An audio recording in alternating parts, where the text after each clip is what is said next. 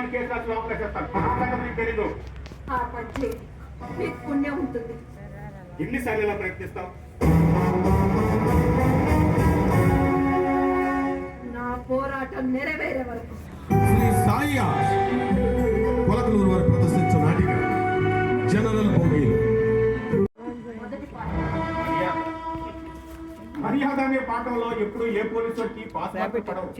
ఎందుకంటే యూనిఫామ్ వేసుకున్న తర్వాత మరి ఏం మాట్లాడుతున్నామో మాకే తెలియదు కాబట్టి. అదే మీకు అన్ని తెలుసు. మీ పై అధికారులను ఎలా గౌరవించాలో తెలుసు. ప్రజాప్రతినిధులకు ఎలా సెల్యూట్ చేయాలో తెలుసు. మీకన్నా చిన్నవారు అనిపించినా మీకెప్పుడు ఆ లోపం యూనిఫామ్ లేదు. పోలీస్ ఆస్థానం ఎప్పుడు ప్రజలకు అందరంత దూరంగానే ఉంచుతారు. మీరు ఇంతవరకు టీచర్ని మర్యాదగా మాట్లాడాను. ఇది మర్యాద అంటారా? మర్యాదకి ఇలా కూడా ఉంటుందా? ఇంకెలా ఉంటుంది? ఇంకెలా ఉంటుంది? పోలీసుడు మర్యాద అలాగే ఉంటుంది. 24 గంటలు పోలీసుడికి డ్యూటీ పెట్టేస్తే ఇంకెక్కడి నుంచి వస్తుంది మర్యాద? మూడు కళ్ళ దగ్గరికి వెళ్ళకపోతే పోలీసుడు, వరదలో కొట్టుకుపోతే పోలీసుడు, మూడు మీద పాపంతో పేదలు నూతులు దూకితే అక్కడ కూడా కాపాడి పోలీసుడే. గవర్నమెంట్ ఇచ్చే జీతానికి పోలీసుడి జీవితాన్ని కిల్లు నమ్ములు మింగేసినా మీకెవరికి జాలి లేదు ఈ పోలీసు మీద. ఇలా మాట్లాడతారనే పోలీసులు అంటే భయం అందరికి. అసలు మేము ఎంత భయపడి డ్యూటీ చేస్తున్నామో మీకు ఎవరికి తెలియదు. ఎప్పుడు ఏం జరుగుతుందో అనేది భయం. కరోనా సమయంలో మీరు అందరూ కొప్పలో కూర్చుంటే పోలీసుడు మాత్రం రోడ్డు మీద డ్యూటీ చేయాలి. ఏ పోలీసుడు కరోనా రాదా అది ఆలోచించడం మానేసి రోడ్డు మీద వచ్చిన వల్ల పోలీసుడు మానేసడానికి ఒకటే గోల. బాబు రాదా ఆఖరికి ఇంట్లో కట్టుకున్న దాని మీద కేకలేయాలన్న పోలీసుడు భయం. అది ఎక్కడ భయం ఆఫీసర్ దగ్గరికి వెళ్ళి చూపిస్తే ఉన్న ఉద్యోగం ఊరిపోతుందనే భయం. మీకు మర్యాద కావాల్సి వచ్చింది. మర్యాద ఇక్కడే నేను చూసుకుంటాను సార్.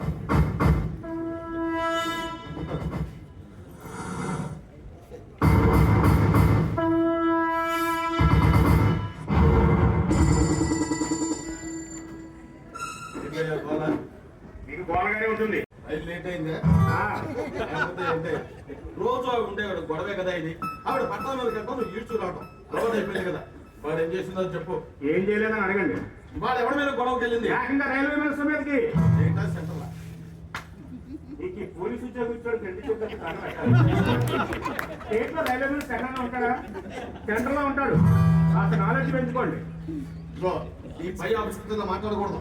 మీకంటే సర్వీసులకు ముందు వచ్చిన వాడిని మీరు నా పై ఆఫీస్ ఎలాగైపోయి చెప్తే మీ పరువు పోతుంది, డిపార్ట్మెంట్ పరువు పోతుంది.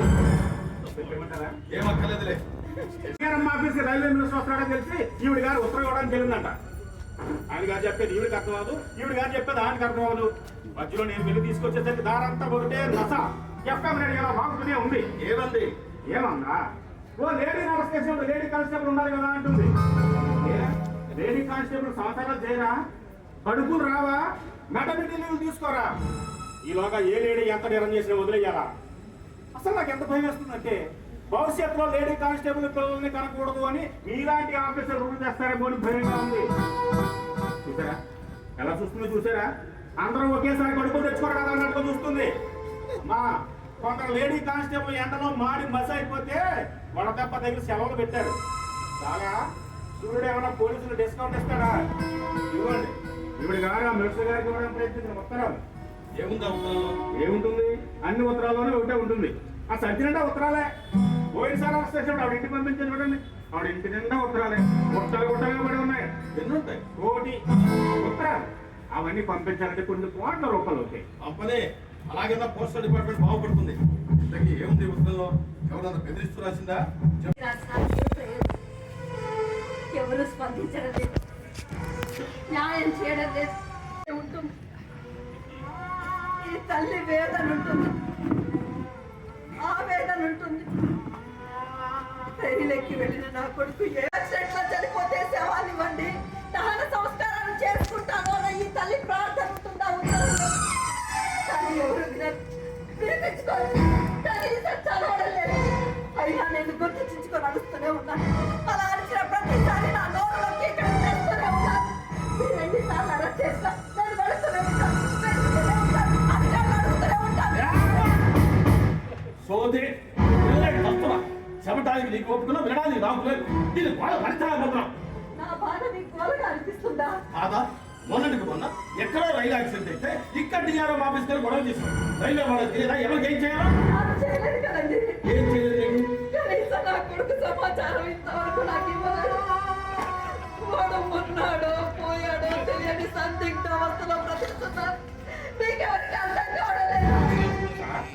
ఆవిడ చెప్పిన దాంట్లో న్యాయం ఉంది కదా. హెడ్ నీకు హెడ్ లేదా? ఆవిడ బాధ అది కాదు. రైలు యాక్సిడెంట్ లో చనిపోయిన వాడికి ప్రభుత్వం నష్టపరిహారం కింద అంతో ఇంతో ఎక్స్టెన్షన్ కింద డబ్బులు ఇస్తుంది కదా, ఆ డబ్బులు అందలేదని బాధ. మీరు అన్నది నిజమేనండి. ఈయన గారికి ఉద్యోగం ఇచ్చిన వాడికి నిజంగా రెండు చేతులు ఎందుకంటే ఇంత జాలి లేకుండా ఇంత కరుణ లేకుండా మాట్లాడుతున్నారు చూడు.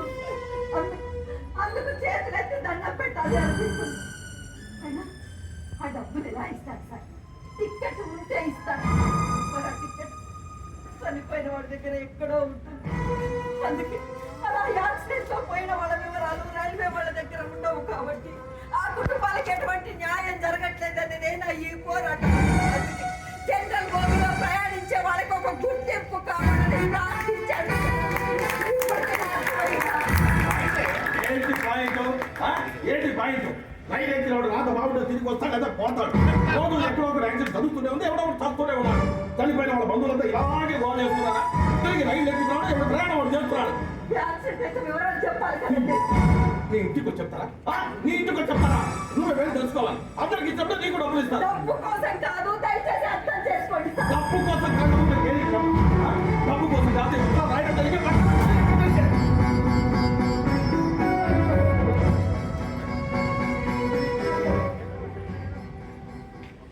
నేను రాసిన ఉత్తరాలు చదివితే తెలుస్తుంది. ఈ ఉత్తరాలు నేను పోస్ట్ చేసిన విలువివ్వమని ఈ ఉత్తరాల ఉద్యమం ప్రారంభించాను. అంటే ఇన్ని ఉత్తరాలు రాసే బదులు రామకోట రాసుకున్న పుణ్యం వచ్చింది కదండి. నువ్వు నోరు మోస్తావా? అసలు మన రైల్వే గురించి నీకు ఏం తెలుసని మాట్లాడుతున్నావు? ఎక్కడ రైలు యాక్సిడెంట్ అయితే యుద్ధ ప్రాతిపదికన స్టాఫ్ అందరూ అక్కడ ఉంటారు. అవసరమైతే వెంటనే దిగుతారు. విరిగిపోయిన పట్టాలు బాగు చేస్తారు, పడిపోయిన బదులు తొలగిస్తారు, తిరిగి ఆ పట్టాల మీద మళ్ళీ కొత్త రైలు పంపిస్తారు. ఎలపైన ఏర్పరుస్తారు, పోయిన వాళ్ళని స్టడీ చేస్తారు, గాయపడ్డ వాళ్ళని స్టడీ చేస్తారు, ఆసుపత్రికి తరలిస్తారు, మెరుగైన వైద్యం అందిస్తారు, వాళ్ళ తాలూకు బంధువులు తెలియపరుస్తారు.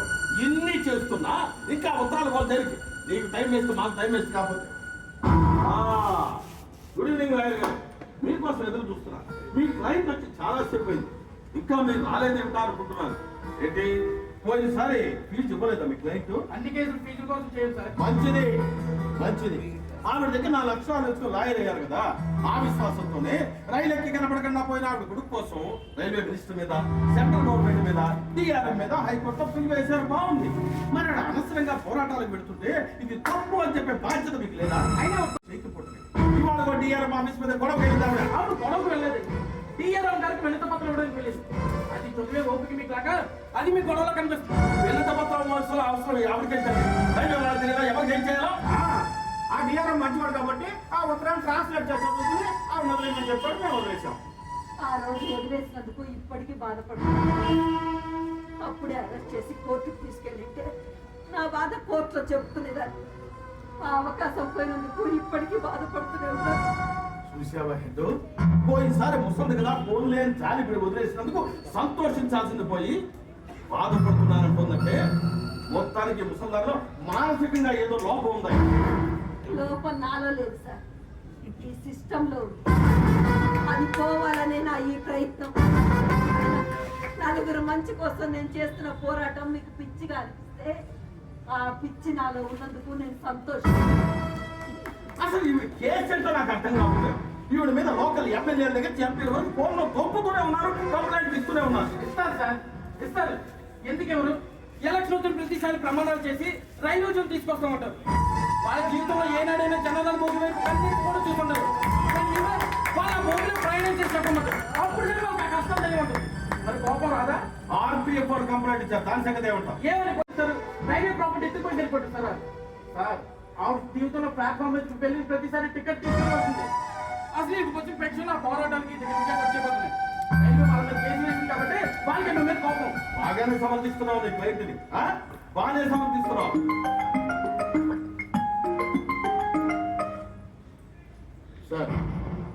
సార్ ఒకసారి ఇక్కడికి రావడమే కానీ నేను చూసుకుంటాను సార్. సార్ ఒక్క నిమిషం. ఎక్కించాలి. అసలు అందరూ ఉన్న వాళ్ళకి ఎలా ఊపిరాడుతుందో నాకు ఇప్పటికీ అర్థం కాలేదయ్యా. అప్పటికే రైలు చాలా రద్దీగా ఉంది. బహుశా రైలు వెళ్ళే వేగానికి వీస్తున్న గాలి వల్ల వాళ్ళందరూ తిరిగి వస్తున్నారే కానీ లేకపోతే ఆ రద్దీలో ఊపిరాడక చచ్చిపోతారేమో అనిపించేదయ్యా. మీ మాట నిజమేనమ్మా. నేను ఉద్యోగ వేటలో ఉన్నప్పుడు జనరల్ బోగి ఎక్కిన ప్రతిసారి నాకు వెళ్ళని అనిపించేది. బహుశా అందుకే నేను అత్యవసర పరిస్థితిలో బాత్రూమ్కి వెళ్దామని అక్కడ కూడా 10 మంది కూర్చుంటారు. అందుకే నేనేమో యూనిఫామ్ వేసుకుని డ్యూటీ చేస్తున్న పోలీసులు రిజర్వేషన్ పెట్టెలోనే ఉంటారు. జనరల్ బోగి వైపు వెళ్ళమన్నారు, కనీసం కన్నెత్తి కూడా చూస్తున్నారు. అప్పుడు నాకు అనిపించేది ఏ జనరల్ బోగి చూసినా ఏమున్నది గర్వకారణం మనది ఒక బ్రతికైనా కుక్కల వల్ల నక్కల వల్ల సందుల పందుల వల్ల కథలు అనుకుంటా బాగుంది. కాసేపు మీలో ఉన్న రైటర్ని లోపల తొక్కి పక్కకు పెడతారా? ఎప్పుడో పెట్టాను సార్, రైటర్ గా బ్రతకలేనని. మంచిది మంచిది. హెడ్ గారు ఇప్పుడు మీలో ఉన్న రైటర్ను బయటికి తీసి ఆవిడ మీద కేసు రాయండి, లోపల వేసి పడేద్దాం. Pilot brother ఎక్కువైపోతుందండి. ఎంతసేపు ఎవరినో ఒక లాభలేడని ఆలోచన తప్ప మరి ఆలోచన కాదేద్దాం. నాకెందుకో ఆవిడ చెప్పినట్టు నిజం ఉందనిపిస్తుంది. ఆవిడ నాకు ఏ లాభం కనిపించట్లేదు. మరి అలాంటప్పుడు ఆవిడ లాభలేడు దేనికి? ఎందుక ఆవిడ కొడుకు కనిపించకుండా పోతే మనం కంప్లైంట్ ఇస్తే బ్యాగ్ మిస్ కింద ఎఫ్ఐఆర్ కట్టేవాళ్ళం. అలా చేయకుండా కంప్లైంట్ ఇవ్వడానికి నా కొడుకు ఇంటి నుంచి బాధ్యత నుంచి పారిపోలేదు. వాడెక్కిన రైలు యాక్సిడెంట్ అయినా తెలియగానే గుండె ఆగినంత పనైంది. వాడి వివరాల కోసం ఎంత మందినో అడిగారు కానీ ఎవరు ఏమీ చెప్పలేకపోయారు. అతి కష్టం మీద అక్కడికి చేరుకున్నాను. చీకటి శవాలు గుట్టలు గుట్టలుగా పడున్నాయి. కాళ్ళు చేతులు తెగిపోయి రోడ్డు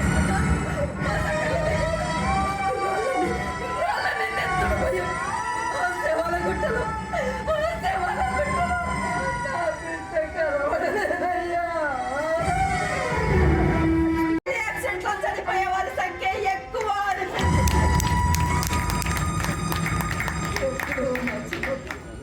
ఒక మహానుభావుడు ఒక రైలు యాక్సిడెంట్ కి నైతిక బాధ్యత వహించి రాజీనామా చేశాడని చదివాను. ఇప్పుడు అటువంటి వారు కనుచూపు మేరలో కూడా కనిపించడం లేదు. అయినా ప్రతి యాక్సిడెంట్ కి రాజకీయం చేసి ఎవరి మీద ఒకరి మీద రుద్దాలను చూసేవాళ్ళ ఎక్కువగా ఉన్నారు. 100 మంది చచ్చిపోతే 50 మంది చచ్చిపోయినట్టే ప్రకటిస్తున్నారు. మిగతా వారంతా ఏమైనా ఇది తప్పు కాదా? ఈ ఒక్క కారణం చాలు. వ్యవస్థకు వ్యతిరేకంగా మాట్లాడుతున్నామని కేసు రాసి నేను అరెస్ట్ చేసి అర్జెంట్గా లోపల కూడా తప్పండి అలా సార్. అయినా మాట్లాడుతున్నారు తప్పే లేదే. ఆవిడ మాట్లాడిన తప్పు కాదో చెప్పాల్సింది నేను, నువ్వు కాదు. అయినా ఈవిడ అక్కడికి ఎవరెళ్ళమన్నాడు? రైలు యాక్సిడెంట్ అయితే చనిపోయిన వాళ్ళ ఇష్టం, గాయపడిన వాళ్ళ ఇష్టం, బోర్డు తగ్గిస్తారు. అందరూ చూసుకోవాల్సింది. చూసుకోవడానికి నా కొడుకు ఎక్కింది రిజర్వేషన్ బోగి కాదు, జనరల్ బోగి. జనరల్ బోగిలో ప్రయాణించే వాళ్ళ వివరాలు రైల్వే వాళ్ళ దగ్గర ఉండవు సార్. ఎందుకంటే వాళ్ళ ప్రాణాలకు విలువ ఉండదు కదా. 4 పెట్టెల్లో ప్రయాణించవలసిన ప్రయాణికులు ఒక్క పెట్టెలో ప్రయాణిస్తుంటారు. ఎక్కడ పడితే అక్కడ కూర్చుంటారు. నిద్రపోతుంటారు. అదిద్దరు అలాగే జారి పడిపోతుంటారు. రైలు వెళ్ళిపోతుంది. అలా యాక్సిడెంట్ లో చనిపోయిన వాళ్ళ వివరాలు రైల్వే వాళ్ళ దగ్గర ఉండవు కాబట్టి ఆ కుటుంబానికి ఎటువంటి న్యాయం జరగట్లేదనేదే నా ఈ పోరాటం. తత్కాల్ టికెట్లు, ఏసీ పెట్టెలు పెంచుకుంటూ వ్యాపారం చేసే రైల్వే వాళ్ళకి ఒక విన్నపం. అయ్యా, రిజర్వేషన్ బోగీలతో సమానంగా జనరల్ బోగీలు పెంచండి. జనరల్ బోగీలో ప్రయాణించే ప్రతి ఒక్కరి వివరాలు తమ దగ్గర ఉంచండి. టికెట్ లేని ప్రయాణం నేరం, టికెట్ లేని ప్రయాణం నేరమని ఇంత అక్షరాలతో రాసే మీరు గుర్తింపు లేని ప్రయాణం ప్రమాదం అని చెప్పరే.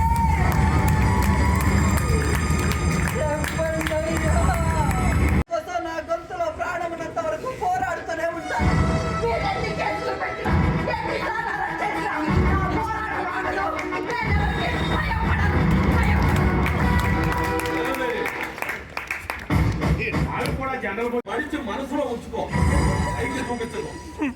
బాగుందమ్మా, చాలా బాగుంది.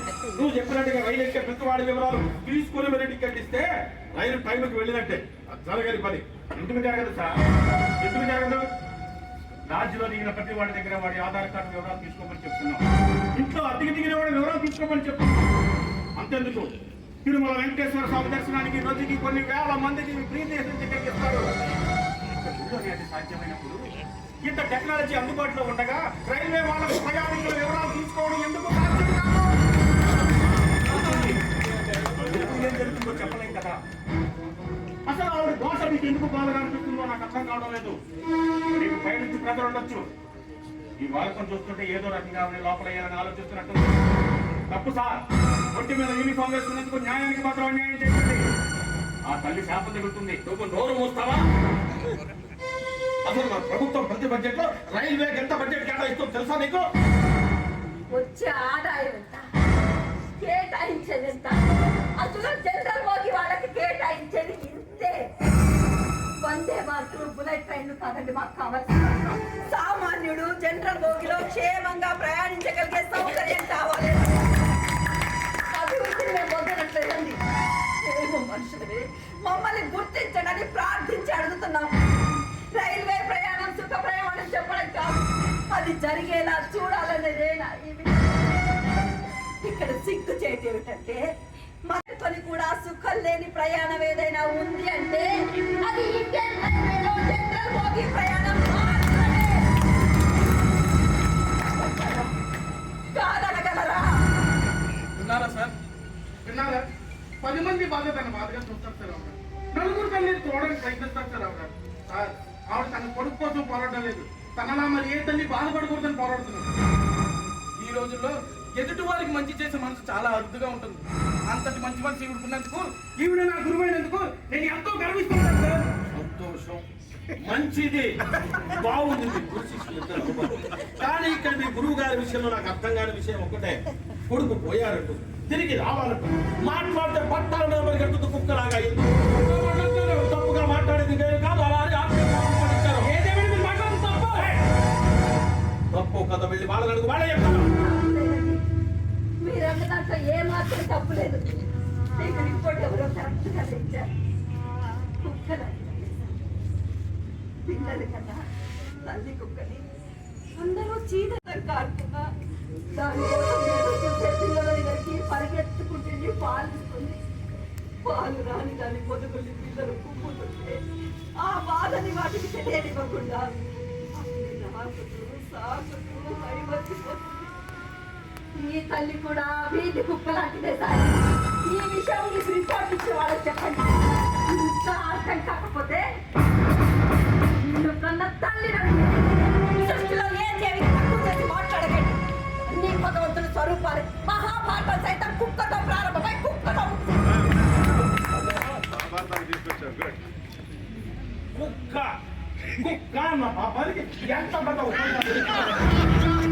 నా లెక్క కరెక్ట్. ముఖ్యమానికి ఈ పాటిగా ఉత్తమ ఉపాధ్యాయులు అవార్డు వచ్చుంటారు.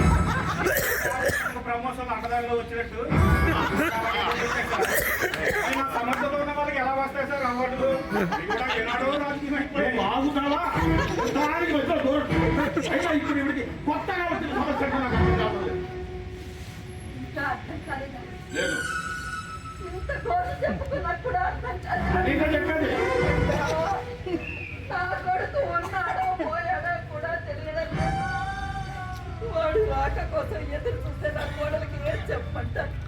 ఏం చెప్పాలన్నా ఏదో ఒకటి తెలియాలి కదా. ఇందులో తెలియడానికి ఏముంది? నీ కొడుకు కనిపించకుండా పోయి 5 ఏళ్ళు అయింది. ఇంకో 2 ఏళ్ళు అయితే 7 ఏళ్ళు పూర్తవుతుంది. చట్ట ప్రకారం ఏమైనా మనిషి 7 సంవత్సరాలు కనిపించకుండా పోతే అతను చనిపోయిన కింద లెక్క. ఏ లాయర్ గారు, ఈ మాత్రం లా మీ టీచర్ గారు మీకు చెప్పలేదా? ఇక మీ కోడల విషయం, కొడుకు చనిపోయాడు కాబట్టి అతను కరెక్ట్ సార్ తీసి పక్కన పడేస్తుంది, మరో పెళ్లి చేసుకుంటుంది. కాకపోతే సెకండ్ సెటప్ గాను థర్డ్ సెటప్ గాను ఉంటుంది. ట్రై చేయమంటారా?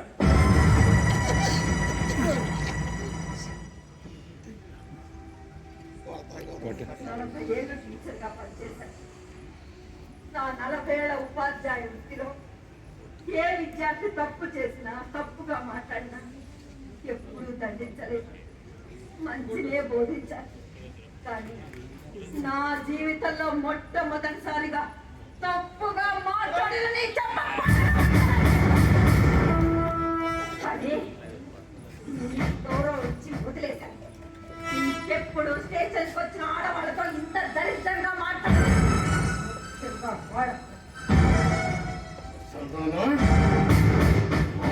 చెయ్యెత్తావా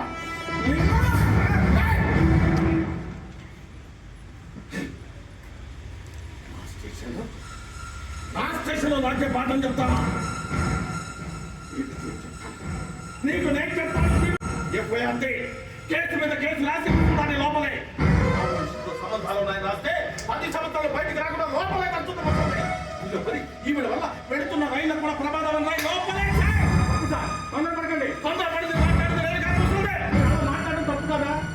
కన్న కూతురులా చూసుకుంటున్న తన కోడలు అలాంటి ఎవరికైనా కోపం వస్తుంది సార్. అందరూ ఎంత వయసు వచ్చినా సరిగ్గా మాట్లాడడం నేర్చుకోరు. అది మిమ్మల్ని చూస్తాను.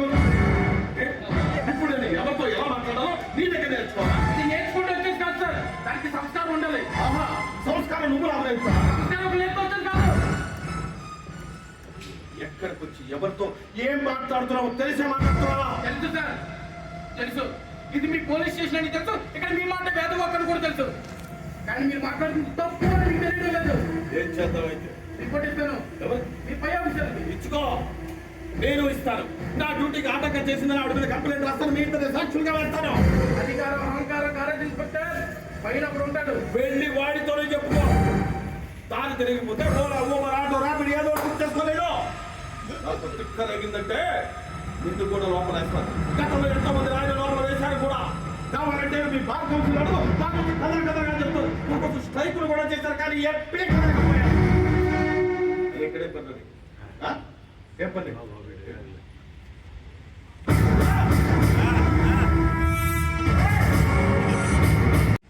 వాదించేదని కోరుతున్నాను. చర్చి వారితో వస్తావా, ఎక్స్పైర్డ్ వేతో వస్తావా, నీ ఇష్టం. నువ్వు చట్ట ప్రకారం వస్తే ఆ చట్టం ప్రకరించి ఎలా తప్పిస్తావు నాకు బాగా వెళ్ళు. ఎవరెన్ని ప్రయత్నాలు చేసినా నా ఉద్యమాన్ని ఆపలేదు. చివరికి నన్ను కోర్టుకు తీసుకెళ్లాల్సిందే. నేను చెప్పుకునేది అక్కడే చెప్పుకుంటాను. నేను దానికోసం ఎదురు చూస్తున్నాను. మీరు ధైర్యంగా ఉన్నానమ్మా. నేను చచ్చిపోవాలని వస్తాను.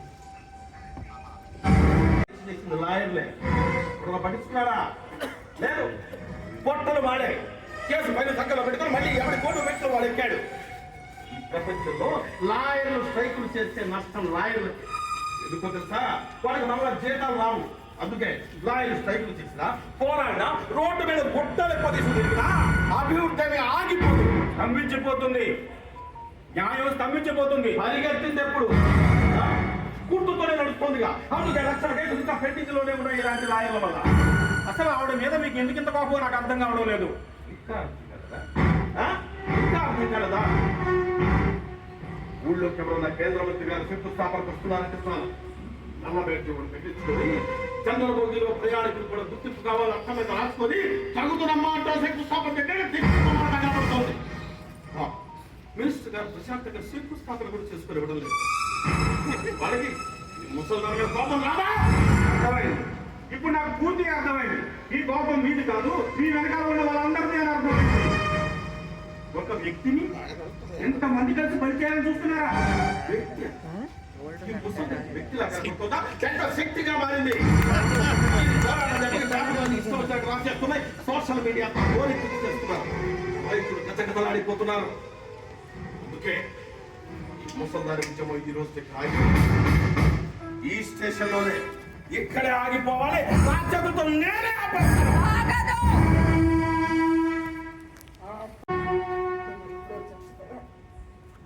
నా కొడుకు జోడ తెలియనప్పుడే చచ్చిపోయాను. ఇప్పుడు నేను నడిచేసేవాడిని. ఇక నన్ను ఎవరు ఏమి చేయలేరు. నా ఉద్యమాన్ని ఆపలేరు. నా జీవితం ఇట్లాంటి కేసు ఒకటి తగ్గితే చాలు. యూనిఫామ్ తీసేసి రాజీనామా చేసి బస్ స్టాండ్ ముచ్చలకి కొట్టుకి తోటకి అమ్ముకోవాలి.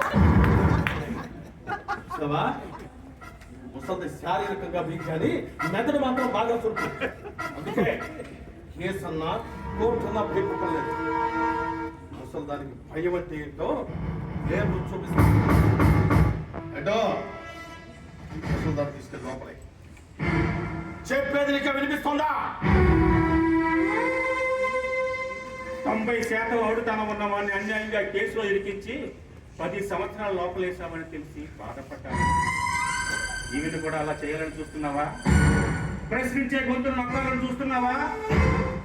నీకెవరో చెప్పారు ఆమెను అరెస్ట్ చేయమని. వాళ్ళని తృప్తిపరచడానికి నువ్వు ఇదంతా చేస్తున్నావు నాకు అర్థమైంది. ఈ ఉద్యమం ఎంతకు ఆగదని వాళ్ళకి చెప్పండి సార్. ఆవిడ చేస్తున్న పోరాటంలో ఏ తప్పు లేదని వాళ్ళకి చెప్పండి సార్. మీరు చెప్తే కాస్త పరంగా ఉంటుంది సార్.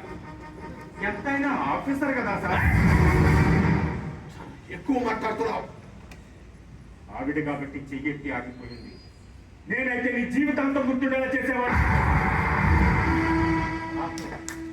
ఆవిడ శిక్షితాన్ని చేసి పుస్తకాలు పంపించాలని చూస్తున్నావు. అది తప్పని మాట్లాడుతున్నాను. అది తప్పని పిచ్చిది కాకపోతే ఒకసారి మొత్తం దగ్గరికి మరోసారి పట్టాల దగ్గరికి ఎందుకు పరిగెడుతుంది? కొడుకు పోయాడు, కొడుకు రావాలంటుంది. అసలు తనకేం కావాలో తనకైనా తెలుసుకుందా? తన కొడుకు మీద పిచ్చి ప్రేమతో పరిగెడుతుంది. అది నీకు తెలుసుకుందా? తన కొడుకు ఏమయ్యారని ప్రశ్నిస్తుంది. పోయారని పిచ్చి తగ్గిన పెట్టుకుంటుంది. అది నీకు ఎందుకు అర్థం కావడం లేదు? పై ఆఫీసర్తో మాట్లాడుతుంది. నేను చాలా సార్లు చెప్పాను. నేను ఈ సీరియస్ యాక్షన్ తీసుకోవాలవుతుంది. అసమర్థులకు అధికారం ఇస్తే వ్యవస్థలు నాగతాయి. ఇప్పుడు చెప్పుకున్నాను నేను. ఆవిడ దగ్గర అక్షరాలు నేర్చుకున్న వాళ్ళు నేను లేకపోయినా ఈ రోజు ఆవిడ చెప్తున్న జీవిత పాఠాలు వింటుంటే ఈ రోజు నుంచి ఆవిడ శిష్యుడిగానే బ్రతకాలి. తన కొడుకు మీద ఎంత ప్రేమో నాకు ఎప్పుడూ అర్థమైంది. అందుకే ఎక్కడ పోరాటం చేస్తున్నా పట్టాలపై పరిగెడుతున్న ప్రతిసారి ఆవిడతో ఆవిడ కాపాడుకుంటున్నాను.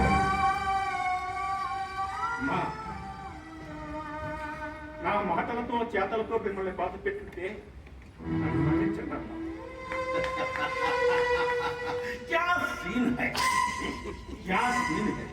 ఎందుకా ఈవిడ ఇంత వెనకేసుకుంటున్నావనుకున్నా కారణం ఇదే. ఏంటయ్యా చెప్పేది? నా కూతుర్ని సీమాంతానికి మా ఇంటికి తీసుకొస్తున్నాను.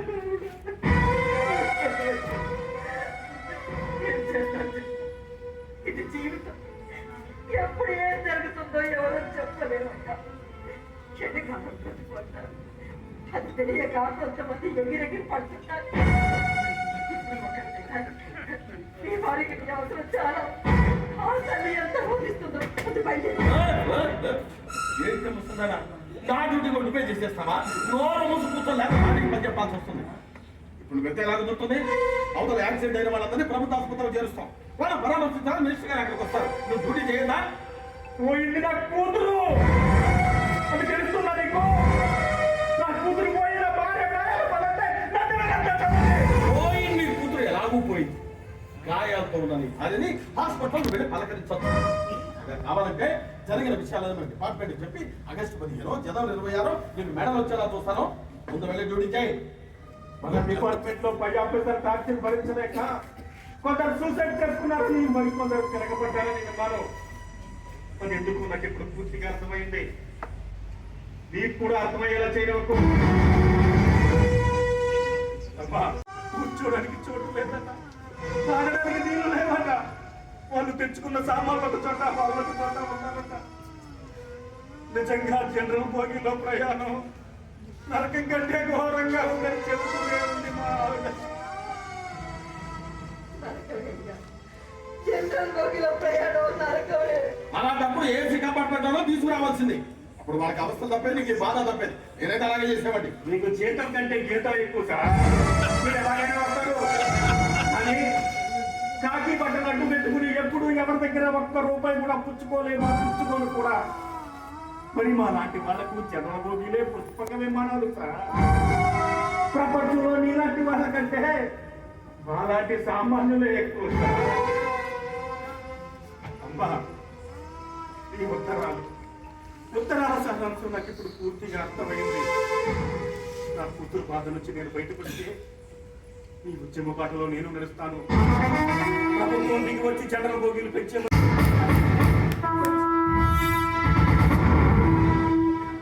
అబ్బా, మళ్ళీ జన్మంటూ ఉంటే ఈ శిష్యుడిగా పుట్టి ఈ కుటుంబంలో తీర్చుకుంటాను.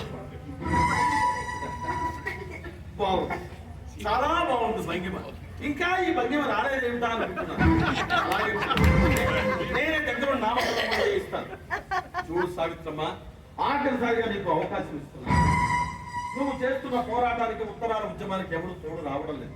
నిన్ను అరెస్ట్ చేస్తే అందరూ చూస్తూ కూర్చుంటారే కానీ కనీసం నీ అరెస్ట్ కూడా ఖండించరు. అందుకని ఈ పోరాటాన్ని విరమించుకుంటున్నట్టుగా దీని మీద రాసి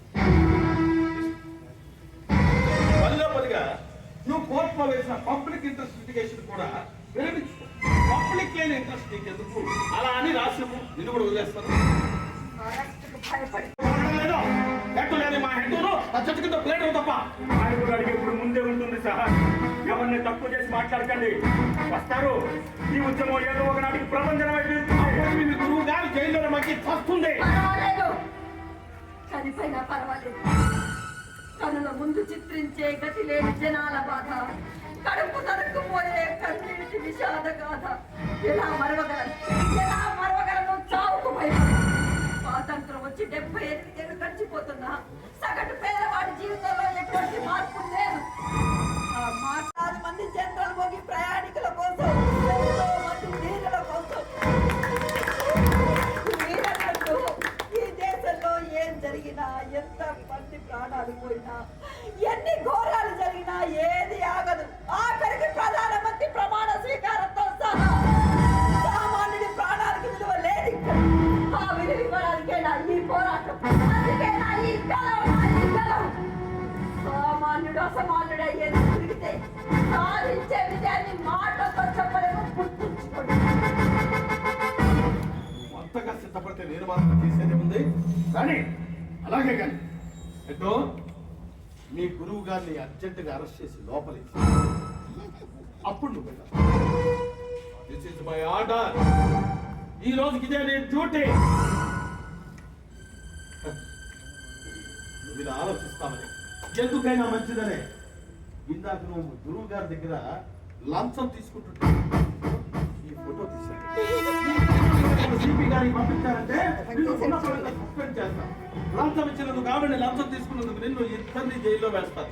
పనిలో పని ఈ విషయాన్ని మీడియా వాళ్ళకు కూడా పంపాను అనుకో, మీడియా అంతా ఓరెత్తిపోతుంది.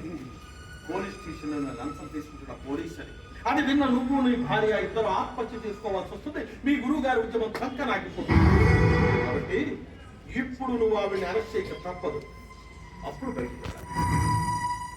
నేను ఇక్కడి నుంచి వెళ్తే ఏం జరుగుతుందో, ఏం చేస్తావో నాకు బాగా తెలుసు. గత 5 సంవత్సరాలుగా నేను కూడా ఈ కాకి వనంలోనే ఉంటున్నాను. ఇలాంటి గంజాయి మొక్కల్ని ఎన్ని చూస్తుంటాను. ఇప్పుడు నాకు జరిగిన నష్టం కంటే ఇంకా పెద్ద నష్టం ఏమి జరగదు. ఆవిడ ఉద్యమం ఆగిపోకుండా ఉండడానికి నేను దేనికైనా సిద్ధపడతాను. నేను వెళ్ళను, ఇక్కడే ఉంటాను. నీకు చేతనైంది చేసుకో.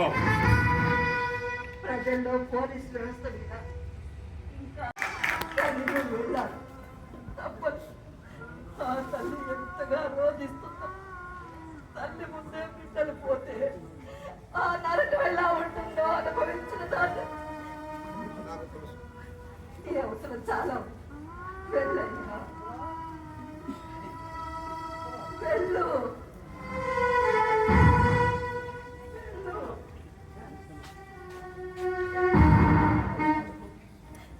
ఒక్క విషయం ఆలోచించు.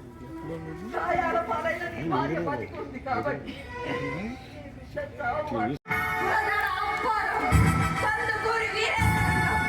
వీరందరి పోరాటం కూడా వారి ఒక్కరితోనే ప్రారంభమైంది. ఆ తర్వాత వాళ్ళు సాధించిన విజయం ఏమిటో చరిత్ర చెప్పింది. నేను సాధించేది కూడా చరిత్రే చెబుతుంది. జనసాలను మురికొయ్యను కావెప్పుడు ఉద్యమానికి బంధీకారం. జనసాలను మురికొయ్యను కావెప్పుడు ఉద్యమానికి బంధీకారం.